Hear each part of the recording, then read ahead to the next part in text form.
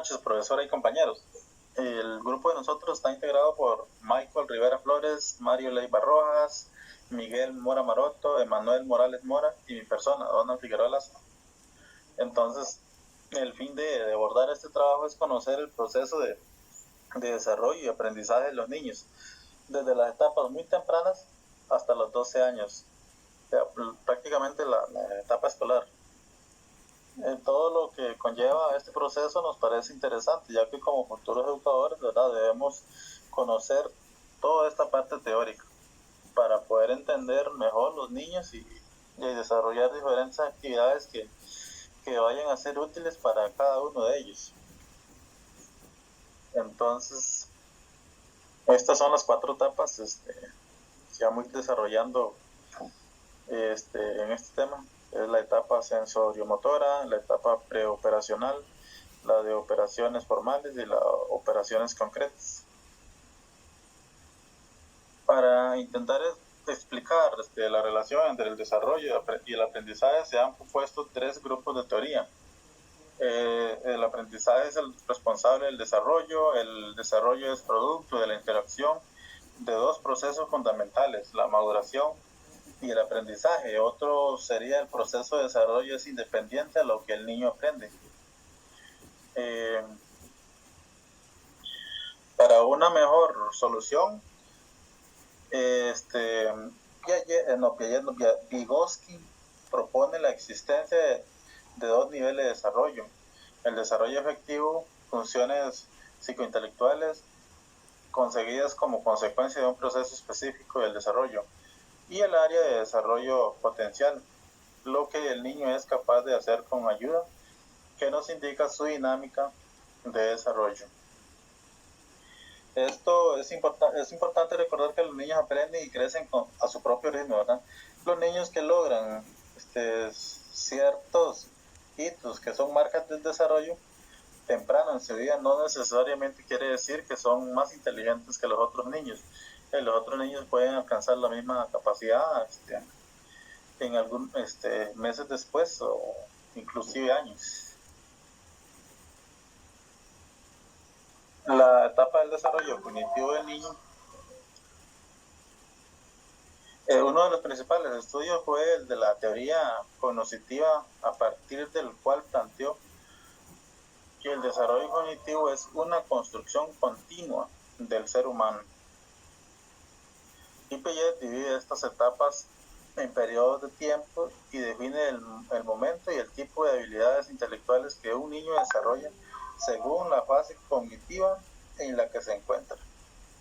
Entonces las etapas serían la sensoriomotriz, que es de 0 a 2 años, la preoperacional, que es desde los 2 a los 7 años, la etapa de operaciones concretas, que es de los 7 a los 12 años, y la operaciones formales, que es desde los 12 en adelante.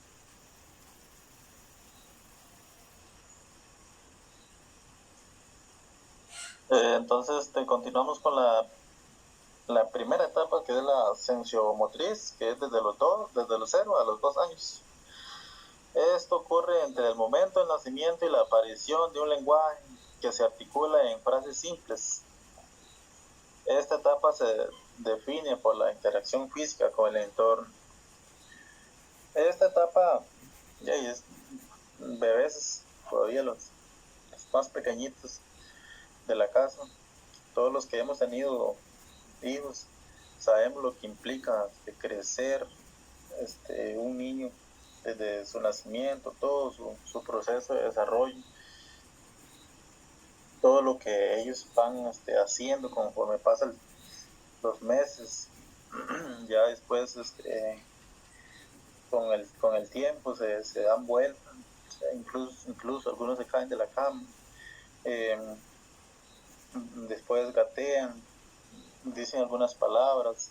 Si usted le pone un objeto así, cuando él está boca arriba en la cara, digamos, él lo sigue con su mirada, lo intenta agarrar. Ya con el paso del tiempo gatean,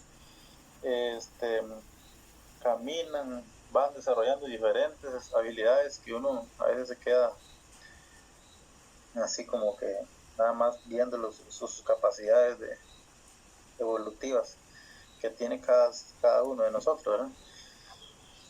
Entonces, este tema es muy amplio. Vamos a ir poco a poco desarrollando cada etapa y algunos otros temas que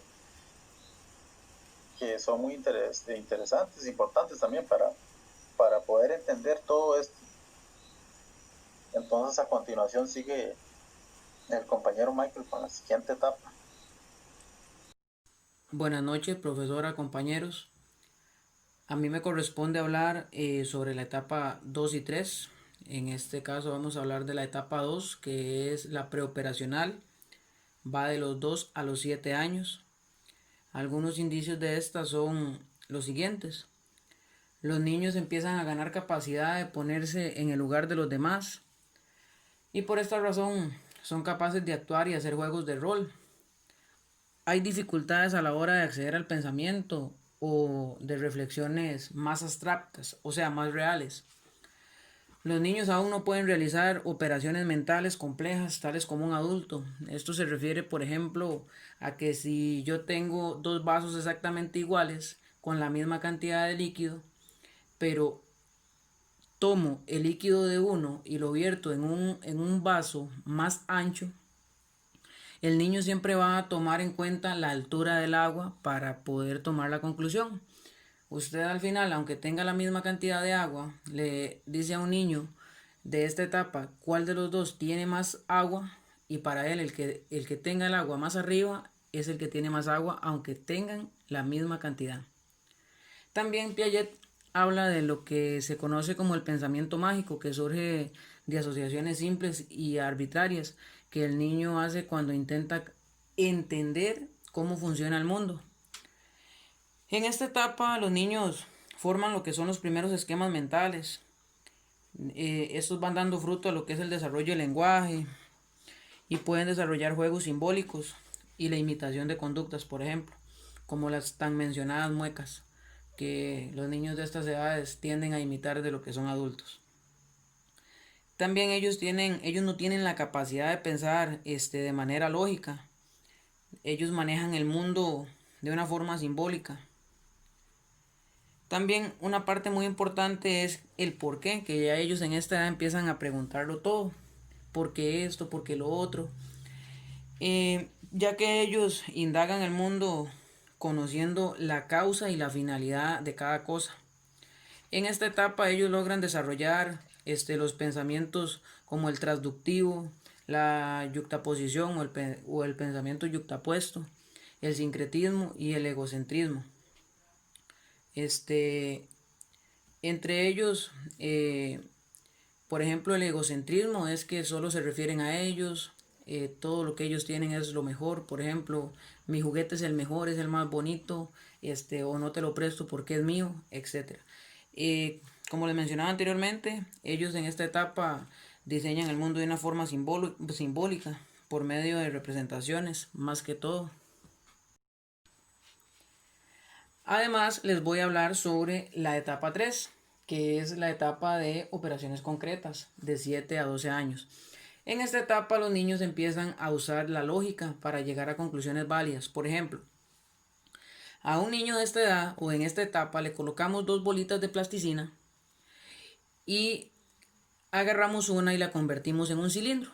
Le preguntamos que cuál de las dos tiene más plasticina y él va a decir que las dos tienen la misma cantidad, porque no le hemos quitado a ninguna. También pueden categorizar aspectos de la realidad de forma más compleja. El pensamiento deja de ser tan egocéntrico, que era lo que les mencionaba en la preoperacional, que todo es de ellos, todo es lo de ellos, que mi juguete es mejor, que mi juguete es más bonito, que no te lo presto porque es mío, entre otros. Y una señal clara de esta etapa es cuando los niños pueden darse cuenta, por ejemplo, de que la cantidad de líquido en un recipiente no depende de la forma que adquiere, pues este conserva su volumen. Era lo que les mencionaba anteriormente en la preoperacional, por ejemplo. Ya ellos acá en la etapa de operaciones concretas ya pueden tomar la conclusión de que si les colocamos 12 piedras en línea y le colocamos 12 piedras en puño, son la misma cantidad de piedras. En la preoperacional, el niño, usted le coloca las 12 piedras en línea y le coloca las 12 piedras en puño y él va a optar porque las 12 piedras en línea tienen más cantidad que las que están en puño, aunque tengan números exactamente iguales. Lo mismo sucede con el tema de lo que es el líquido en los diferentes recipientes que les mencionaba anteriormente. Ya en esta etapa el niño puede crear o puede entender que la cantidad de agua no depende de la altura de la misma, sino del volumen como tal. Los que les mencionaba también en la etapa preoperacional. Si tomamos dos vasos exactamente iguales y los agarramos uno de ellos y lo vertimos en un vaso más ancho, ya este niño va a tener en mente que se conserva la misma cantidad de agua. No va a depender de la altura de la misma dentro de los recipientes. Etapa de operaciones formales, desde los 12 años hasta la vida adulta. En este periodo los niños ganan la capacidad para utilizar una lógica que les permite llegar a conclusiones abstractas, que no están ligadas a casos concretos. En otras palabras, pueden pensar sobre pensar, pueden utilizar el razonamiento hipotético deductivo, capacidad para resolver problemas. Aunque se habla de edades en las etapas de desarrollo de Piaget, no hay límites fijos y estas edades sirven como referencia de las fases de transición entre una etapa y otra. Para Piaget es posible encontrar casos de desarrollo diferentes. Los niños tardan en pasar a la siguiente fase o llegan temprano a estas. Cabe recordar que estos cambios pueden ser por factores ambientales, sociales, personales, familiares, educativos, socioeconómicos, culturales, que intervienen en el desarrollo de sus potencialidades y la obtención de un rendimiento. Percepción y expresión emocional. Reconocer de forma consciente nuestras emociones e identificar qué sentimos y ser capaces de darle una etiqueta verbal. Ejemplo: enojo, tristeza, alegría, duda.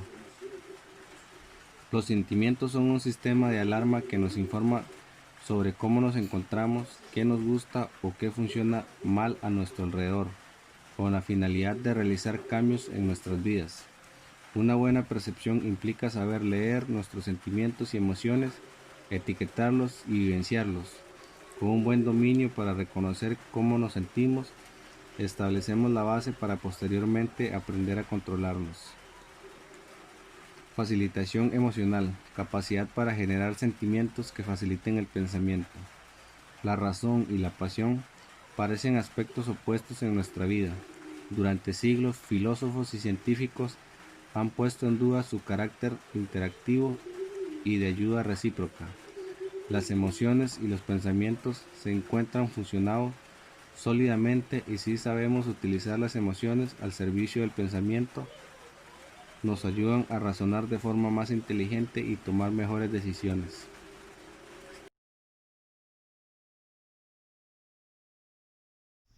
Desarrollo intelectual del niño y la niña.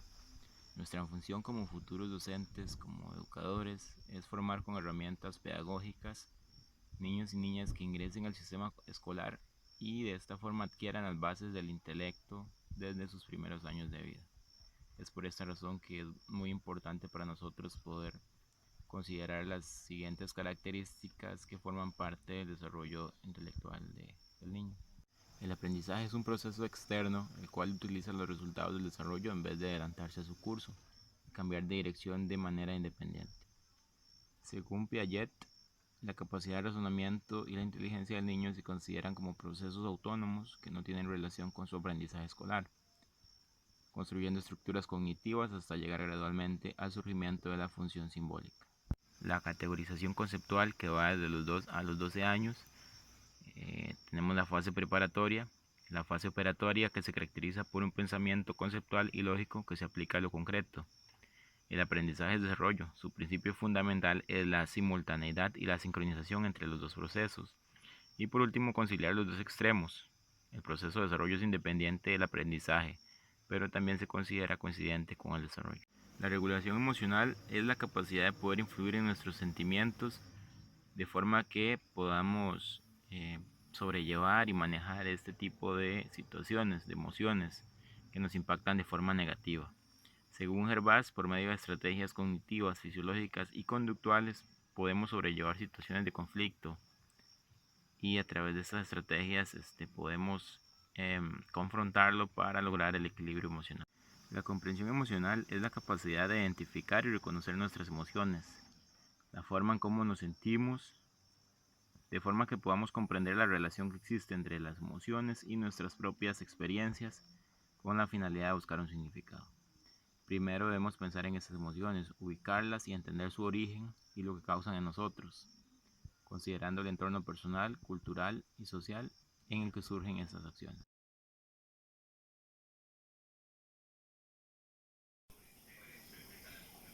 Las funciones ejecutivas son actividades mentales complejas necesarias para planificar, organizar, guiar, revisar, regularizar y evaluar el comportamiento necesario para adaptarse eficazmente al entorno y para alcanzar metas. Entonces, digamos, los adultos les ayudan de muchas maneras, dándole instrucciones, ayudándole a recordar, poniéndole límites, dirigiendo su atención, enseñándole guiones de actuación, calidad de interacción con el niño, de los padres y también de los docentes. Es buen predictor del control, del esfuerzo y de la capacidad. Algunos métodos que se pueden utilizar desde los primeros años escolares son, por ejemplo, el aprendizaje autodirigido, la educación emocional, el desarrollo de la autonomía y las técnicas de aprender a pensar, la metacognición como herramienta pedagógica. Y durante los primeros años escolares, los docentes actuamos como inteligencia ejecutiva del niño, ya que tenemos el objetivo es empoderarle o hacerle capaz de dirigirse a sí mismo, de ir desarrollando sus habilidades para que el niño vaya en un buen proceso de desarrollo intelectual. Buenas noches nuevamente, profesora y compañeros. Para finalizar nuestra exposición, yo les voy a hablar sobre la enseñanza creativa. En nuestra normativa educativa existen competencias básicas que engloban aprendizajes que se consideran imprescindibles para que nuestro alumnado logre su realización personal y que se incorpore a la vida adulta de una manera satisfactoria. Eh, en este punto se integran todos los diferentes enfoques o aprendizajes. Se relacionan entre ellos y se ponen en práctica en determinado momento de la vida, tanto dentro como fuera de las aulas.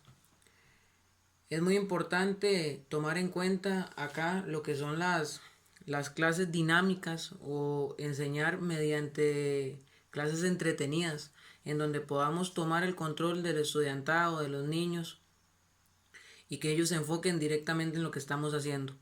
Tenemos claro que una clase aburrida, monótona, en el momento en que estemos dando una clase así, perdemos totalmente la atención de los niños, por lo que nunca vamos a tener un aprendizaje satisfactorio.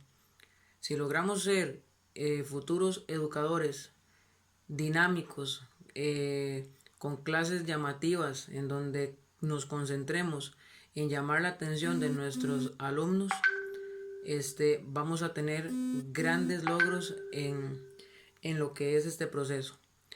Por nuestra parte es todo. Muy agradecido. Buenas noches.